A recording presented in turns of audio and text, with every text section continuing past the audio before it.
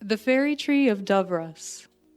Once upon a time, the fairies of the West, going home from a hurling match with the fairies of the lakes, rested in Dooros Wood for 3 days and 3 nights.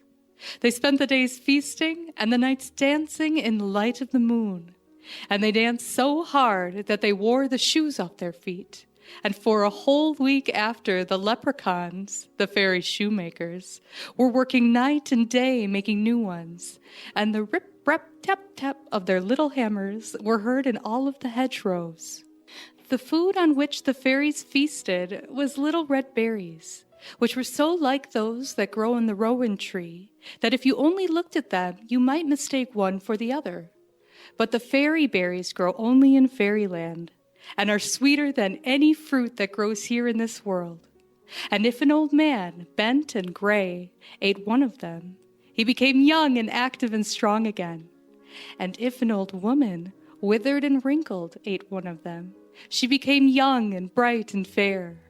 And if a little maiden, who was not handsome, ate of them, she became lovelier than the flower of beauty.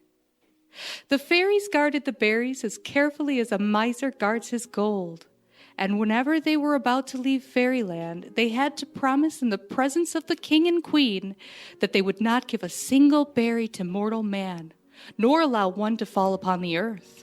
For if a single berry fell upon the earth, a slender tree of many branches, bearing clusters of berries, would at once spring up, and mortal men might eat of them. But it was chanced this time that they were in Dooros Wood, that they kept up the feasting and dancing so long, and were so full of joy because of their victory over the lake fairies, that one little teeny-weeny fairy, not much bigger than my finger, lost his head and dropped a berry in the wood. When the feast was ended, the fairies went back to fairyland, and were at home for more than a week before they knew of the little fellow's fault. And this is how they came to know of it. A great wedding was about to come off, and the queen of the fairies sent 6 of her pages to Dooros Wood to catch 50 butterflies with golden spots on their purple wings, and 50 white without a speck or spot, and 50 golden, yellow as the cowslip, to make a dress for herself, and 100 white without speck or spot, to make dresses for the bride and the bridesmaids. When the pages came near the wood, they heard the most wonderful music, and the sky above them became quite dark, as if a cloud had shut out the sun. They looked up and saw that the cloud was formed of bees, who in a great swarm were flying towards the wood and humming as they flew. Seeing this, they were sore afraid until they saw the bees settling on a single tree. And on looking closely at the tree, they saw it was covered with fairy berries. The bees took no notice of the fairies, and so they were no longer afraid. And they hunted the butterflies until they had captured the full number of various colors. Then they returned to fairyland, and they told the queen about the bees and the berries, and the queen told the king. The king was very angry, and he set his heralds to the 4 corners of fairyland to summon all of his subjects to the presence that he might find out without delay who was the culprit. They all came except the little weeny fellow who dropped the berry, and of course everyone said it was fear that kept him away and that he must be guilty. The heralds were at once set in search of him, and after a while they found him hiding in a cluster of ferns and brought him before the king. The poor little fellow was so frightened that at first he could scarcely speak a word, but after a time he told how he never missed the berry until he had returned to fairyland, and that he was afraid to say anything to anyone about it. The king, who would hear of no excuse, sentenced the little culprit to be banished into the land of giants beyond the mountains, to stay there forever and a day, unless he could find a giant willing to go to Dooros Wood and guard the fairy tree. When the king had pronounced sentence, everyone was very sorry, because the little fellow was a favorite with them all. No fairy harper upon his harp, or piper upon his pipe, or fiddler upon his fiddle, could play half so sweetly as he could play upon an ivy leaf. And when they remembered all the pleasant moonlit nights on which they had danced to his music, and thought that they should never hear or dance to it any more. Their little hearts were filled with sorrow. The queen was as sad as any of her subjects, but the king's word should be obeyed. When the time came for the little fellow to set out in exile, the queen sent her head page to him with a handful of berries. These, the queen said, he was to offer to the giants, and say at the same time that the giant who was willing to guard the tree could feast on berries just as sweet from morn till night. As the little fellow went on his way, nearly all the fairies followed him to the borders of the land, and when they saw him go up the mountain towards the land of the giants, they all took off their little red caps and waved them until he was out of sight. On he went walking all day and night, and when the sun rose on the morrow, he was on the top of the mountain, and he could see the land of the giants and the valley stretched far below him. Before beginning his descent, he turned round for a last glimpse of the fairyland, but he could see nothing, for a thick, dark cloud shut it out from view. He was very sad, and tired, and footsore, and as he struggled down the rough mountainside, he could not help thinking of the soft, green woods and mossy pathways of the pleasant land he had left behind them. When he awoke, the ground was trembling, and a noise that sounded like thunder fell on his ears. He looked up and saw coming towards him a terrible giant, with one eye that burned like a live coal in the middle of his forehead. His mouth stretched from ear to ear. His teeth were long and crooked. The skin of his face was as black as night, and his arms and chest were all covered in black, shaggy hair. Round his body was an iron band, and hanging from this by a chain was a great club with iron spikes. With one blow of this club he could break a rock into splinters, and fire could not burn him, and water could not drown him, and weapons could not wound him, and there was no way to kill him but by giving him 3 blows of his own club. And he was so bad-tempered that the other giants called him Sharvan the Surly. When the giant spied the red cap of the little fairy, he gave the shout that sounded like thunder. The poor fairy was shaken from head to foot.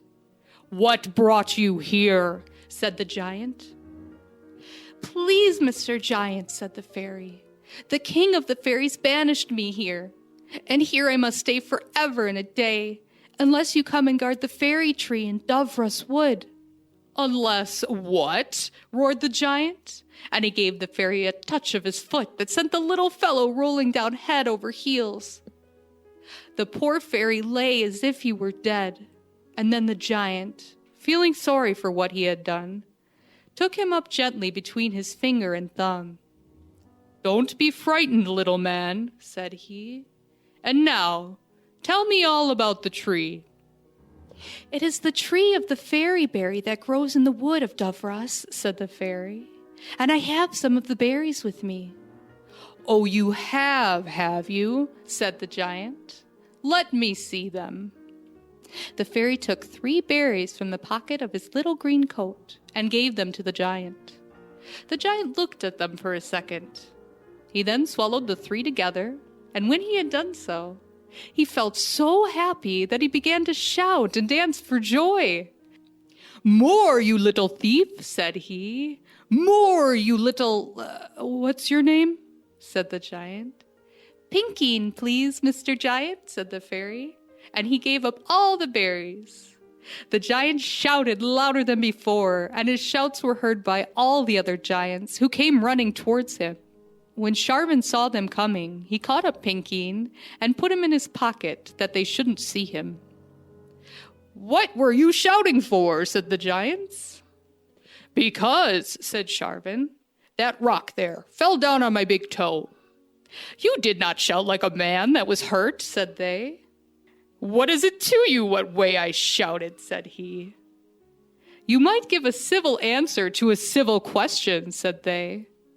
"But sure, you were always Sharvan the Surly." And they went away. When the giants were out of sight, Sharvan took Pinkeen out of his wallet. "Some more berries, you little thief, little Pinkeen," said he. "I have not any more," said Pinkeen.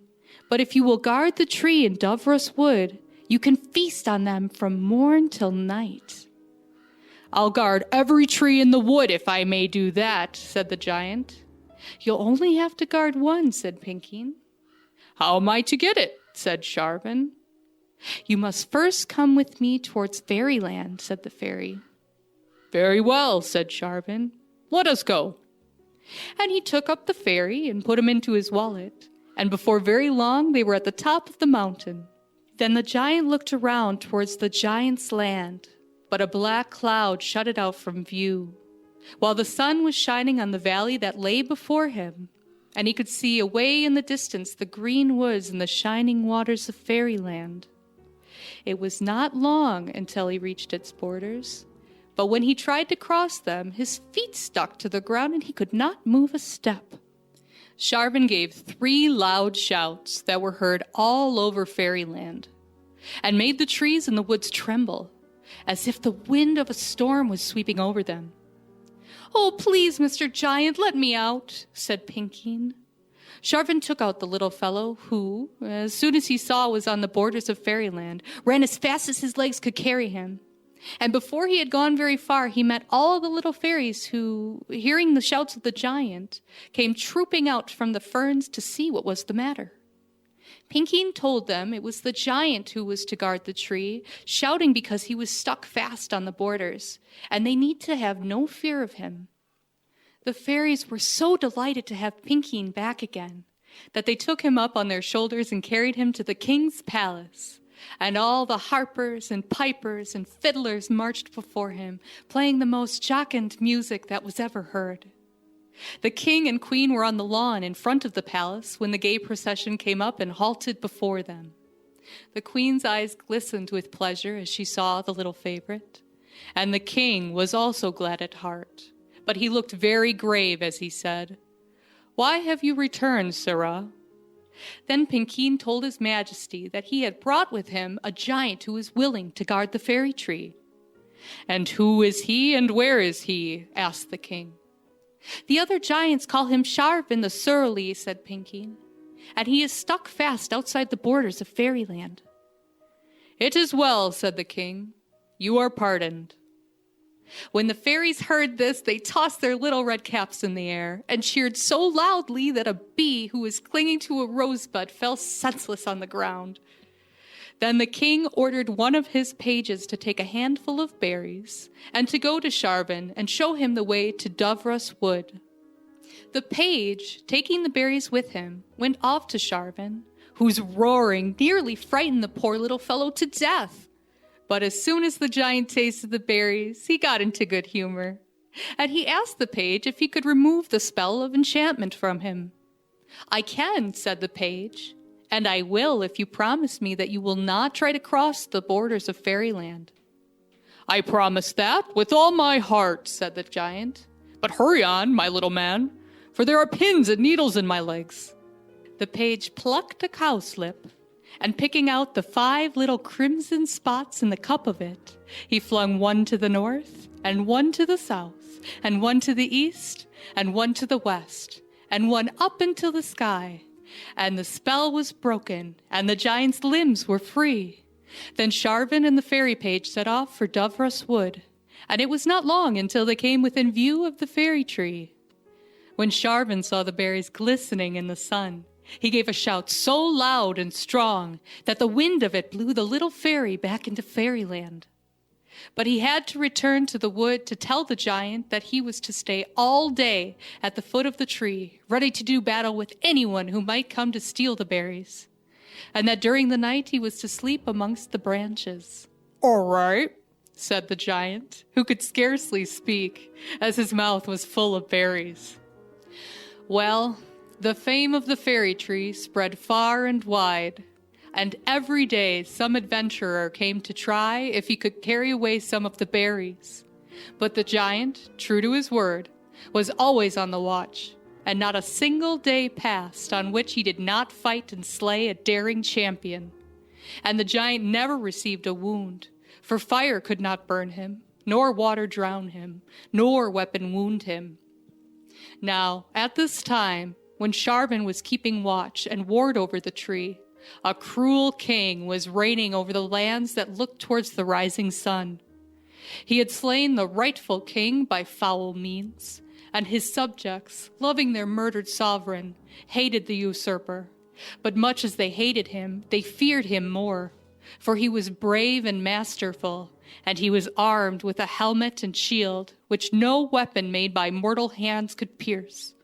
And he carried always with him 2 javelins that never missed their mark, and were so fatal that they were called the shafts of death.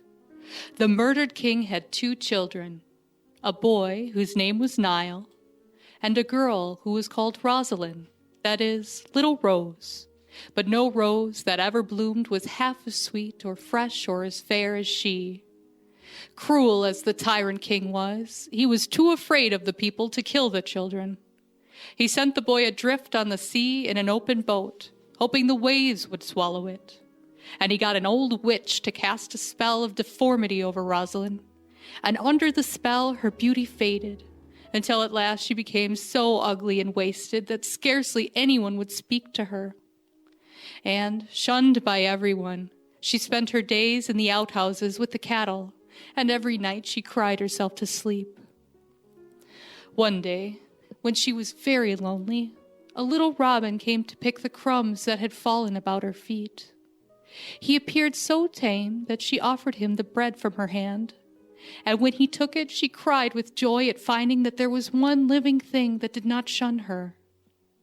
After this, the robin came every day, and he sang so sweetly for her that she almost forgot her loneliness and misery.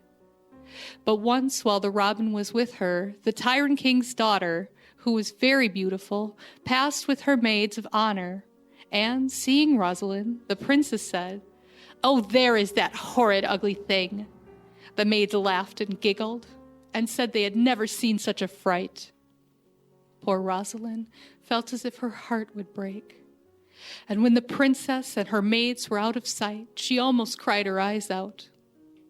When the robin saw her crying, he perched on her shoulder and rubbed his little head against her neck and chirruped softly in her ear. And Rosalind was comforted, for she felt she had at least one friend in the world, although it was only a little robin. But the robin could do no more for her than she could dream of. He heard the remark made by the princess, and he saw Rosalind's tears, and he knew now why she was shunned by everybody and why she was unhappy. And that very evening he flew off into Dooros Wood and called on a cousin of his and told him all about Rosalind. "And you want some of the fairy berries, I suppose," said his cousin, Robin of the Wood. "I do," said Rosalind's little friend. "Ah," said Robin of the Wood, "times have changed since you were here last. The tree is guarded now all day long by a surly giant. He sleeps in the branches during the night, and he breathes upon them and around them every morning, and his breath is poison to bird and bee. There is only one chance open, and if you try that, it may cost you your life." "Then tell me what it is, for I would give 100 lives for Rosalind," said her own little robin. "Well," said the Robin of the Wood, "every day a champion comes to battle with the giant, and the giant, before he begins the fight, puts a branch of berries in the iron belt that's around his waist, so that when he feels tired or thirsty, he can refresh himself. And there is just a bare chance while he is fighting of picking one of the berries from the branch. But if his breath fall on you, it is certain death." "I will take the chance," said Rosalind's robin. "Very well," said the other. And the 2 birds flew through the wood until they came within sight of the fairy tree. The giant was lying stretched at the foot of it, eating the berries, but it was not long until a warrior came who challenged him to battle. The giant jumped up and, plucking a branch from the tree, stuck it in his belt, and swinging his iron club above his head, strode towards the warrior, and the fight began. The robin perched on a tree behind the giant and watched and waited for his chance, But it was a long time coming, for the berries were in the front of the giant's belt. At last the giant, with one great blow, struck the warrior down. But as he did so, he stumbled and fell upon him. And before he had time to recover himself, the little robin darted towards him like a flash and picked off one of the berries. And then, as fast as wings could carry him, he flew towards home. And on his way, he passed over a troop of warriors on snow-white steeds. All the horsemen except one wore silver helmets and shining mantles of green silk, fastened by brooches of red gold. But the chief, who rode at the head of the troop, wore a green helmet, and his mantle was of yellow silk, and he looked by far the noblest of them all.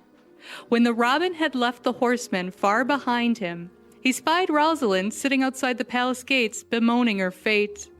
The robin perched upon her shoulder, and almost before she knew he was there, he put a berry between her lips.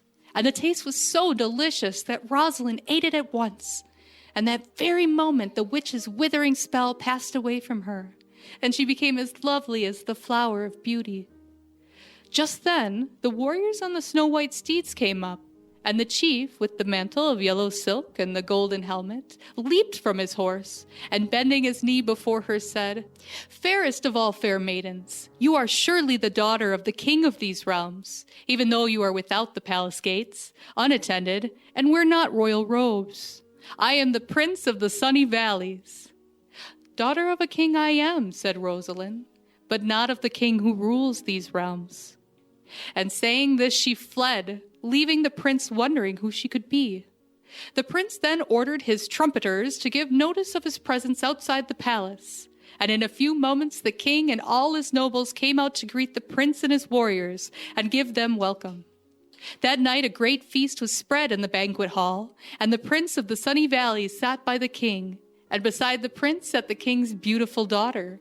And then in due order sat the nobles of the court and the warriors who had come with the prince. And on the wall behind each noble and the warrior was a shield and helmet were suspended, flashing radiance through the room. During the feast, the prince spoke most graciously to the lovely lady at his side, but all the time he was thinking of the unknown beauty he had met outside the palace gates, and his heart longed for another glimpse of her. When the feast was ended, and the jeweled drinking cups had gone merrily around the table, the bards sang, to the accompaniment of harps, the courtship of the Lady Emer. And as they pictured her radiant beauty outshining that of all her maidens, the prince thought that fair as Lady Emer was, there was still one fairer. "I come," said the prince, "to look for a bride, for it was foretold to me in my own country that here only I should find a lady who is destined to share my throne. And fame reported that in your kingdom are to be found the loveliest maidens in all the world. And I can well believe that," added the prince, "after what I have seen today." When the king's daughter heard this, she hung down her head and blushed like a rose. For, of course, she thought the prince was alluding only to herself, as she did not know that he had seen Rosalind, and she had not heard of the restoration of her beauty. Before another word could be spoken, a great noise and a clang of arms were heard outside of the palace. The king and his guests started from their seats and drew their swords, and the bards raised the song of battle. But their voices were stilled and their harps silenced when they saw at the threshold of the banquet hall a battle champion, in whose face they recognized the features of their murdered king. "'Tis Neil come back to his father's throne," said the chief bard. "Long live Neil!" "Long live Neil!" answered all the others. The king, white with rage and amazement, turned to the chiefs and nobles of his court and cried out, "Is there none loyal enough to drive that intruder from the banquet hall?" But no one stirred, and no answer was given. Then the king rushed forward alone, but before he could reach the spot where Neil was standing, he was seized by a dozen chiefs and at once disarmed. During this scene, the king's daughter had fled frightened, but Rosalind, attracted by the noise, and hearing her brother's name and the cheers for which greeted it, had entered the banquet hall unperceived by anyone. But when her presence was discovered, every eye was dazzled with her beauty. Neil looked at her for a second, wondering if the radiant maiden before him could be the little sister he had been separated from for so many years. And another second, she was clasped in his arms. Then the feast was spread again, and Neil told the story of his adventures. And when the prince of the Sunny Valley asked for the hand of Rosalind, Neil told his lovely sister to speak for herself. With downcast eyes and smiling lips, she said, "Yes." And that very day was the gayest and brightest wedding that ever took place, and Rosalind became the prince's bride. In her happiness, she did not forget the little robin, who was her friend in sorrow. She took him home with her to Sunny Valleys, and every day she fed him with her own hands. And every day he sang for her the sweetest songs that were ever heard in the lady's bower.